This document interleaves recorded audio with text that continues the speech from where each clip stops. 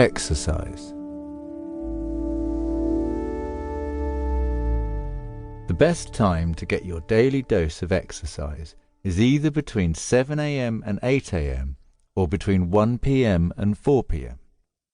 Scheduling your workout to these times will help shift your body clock to a more natural time frame. In a similar way that sleeping out under the stars aligned the circadian rhythms of the Colorado campers we met in Chapter 1. This phase-shifting effect and the idea that there are times of the day when exercise has the biggest impact are pretty recent discoveries.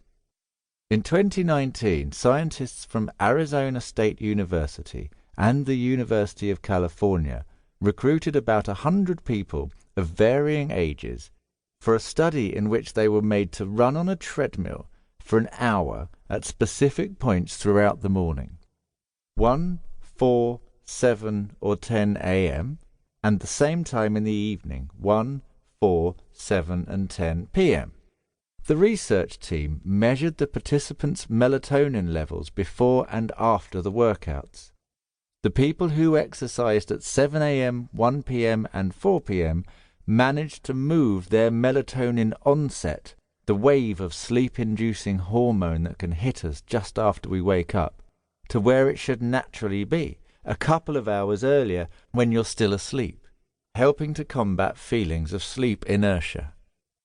Exercising later on in the evening, between 7 p.m. and 10 p.m., had the opposite effect, delaying the melatonin onset even further.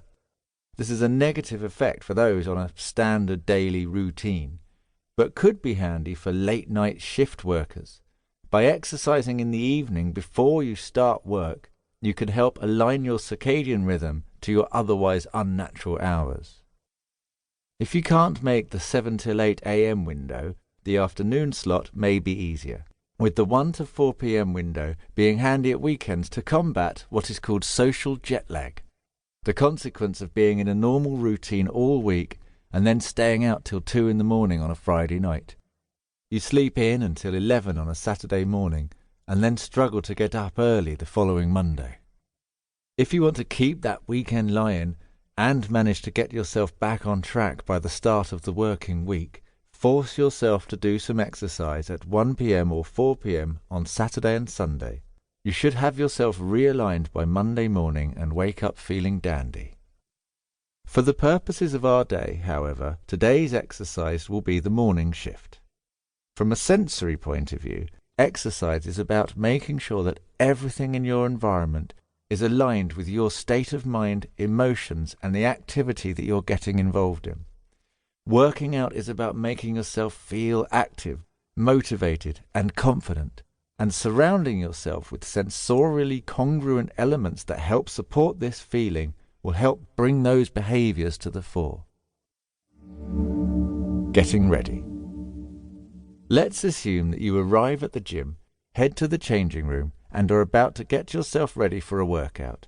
It could be a long run, a group class, or maybe you're here for a competitive sport. Obviously, you don't have much control over the environment in the changing rooms or the gym, but you are in control of your clothing and paraphernalia. Wear bright colors and geometric angular patterns. When it comes to style, active wear has a lot to answer for, always so garish and covered with crazy patterns and colors. Well, there is a justification for such sartorial crimes.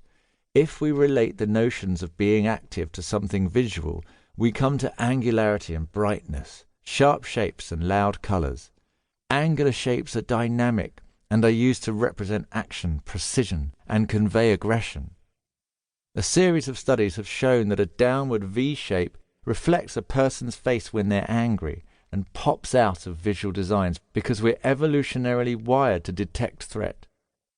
Returning to the idea of enclosed cognition, if we want to feel energized and sharp, we should wear bright colors and outfits with sharp angular patterns. Wear red if you're competing. If you wear red, you are statistically more likely to perform better at a sport.